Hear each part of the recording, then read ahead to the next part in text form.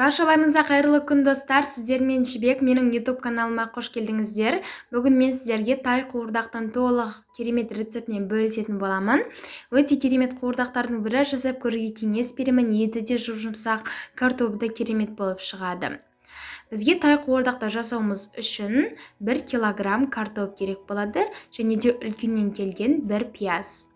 Одан кейін жылқының сүйексіз мякоть еті керек болады, 700-800 граммдай. Егер де сіздерде жылқының еті болмаса, оның орнына сиырдың да етімен жасай берсеңіздер болады. Ең алдымен осы жылқының етін алып, 4 бұрышты қылып кесіп шығамыз, яғни кубик ретінде кесетін боламыз. Видеода пішіні қандай болып тұр, дәл солай кесесіздер, шамамен 1,5 сантиметрде болып шығуы керек.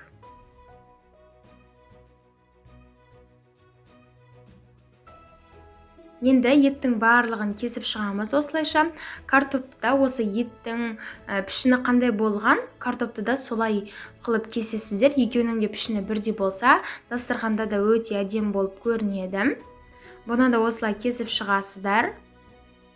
Енді ары қарай қазанымызды қыздырып, оған 300 мг майымызды құямыз. Майды қызытамыз. Енді қазір бағанағы мен кескен еті тағы да бір көрсетіп жіберейін. Оның пішіні осындай болып шығады. Міне, көріп тұрсыздар ма? Міне осындай болады. Енді майды қызытқан соң, қызып тұрған майға осы еттің жарты бөлігін салып қуыратын боламыз. Етті қуырып жатқан кезде қатты қызартып қуырып жібермеңіздер. Өйткені ет қатты болып қалуы мүмкін. Кейінірек баға сіздер су құясыздар, сол кезде ол жұмсарады, бірақ ол бәрібір де қатты қуырылған ет, қатты қызарып кеткен ет бәрде ол қатты болып қалуы мүмкін. Сол себепті қатты қызартпаңыздар, сәл ғана қызарса жеткілікті. Одан кейін қуырылған етті алып, майдан сырқып алып, бөлек ыдысымызға қарай саласыздар. Енді келесі бөлік тағы да етімізді қазір қазанға қарай салатын боламыз. Міне қазанға қарай қазір салдық.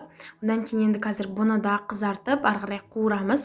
Бірақ сіздер қазір май өте көп мөлшерде деп ойламаңыздар. Өйткені қазір біз етті қызартып біткен соң, майдың қазір жарты бөлігін бөлек алып алатын боламыз. Енді біздің етіміз қызарып қуырылып жатқан кезде пиязымызды да кесіп аламыз. Видеодағыдай 4 бұрышты етіп кесетін боласыздар.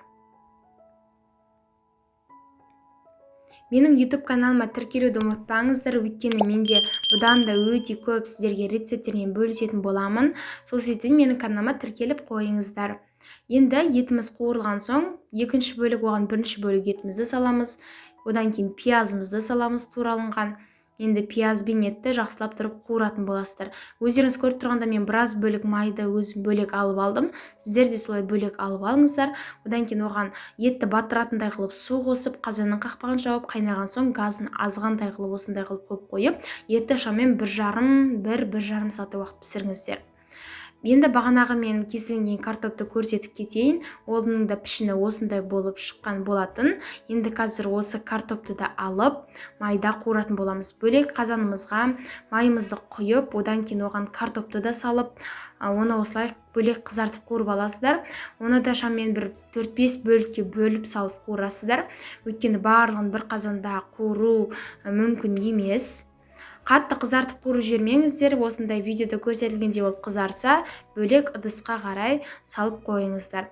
Енді осы уақытта бізде 1,5 сағаттай уақыт етіміз пісті, оған су құйған болатынмын, ет жақсылап жұмсарып тұрып піскен болатын. Енді қуырылған картопты да салдым, сонымен араластырып жібересіздер. Тағы да шамамен 5 минуттай уақыт бір пісіріп жібересіздер екеуін араластырып. Осымен біздің ыстық тамағымыз дайын болып шықты. Өте дәмді болып шығады. Міндетті түрде жасап көріңіздер.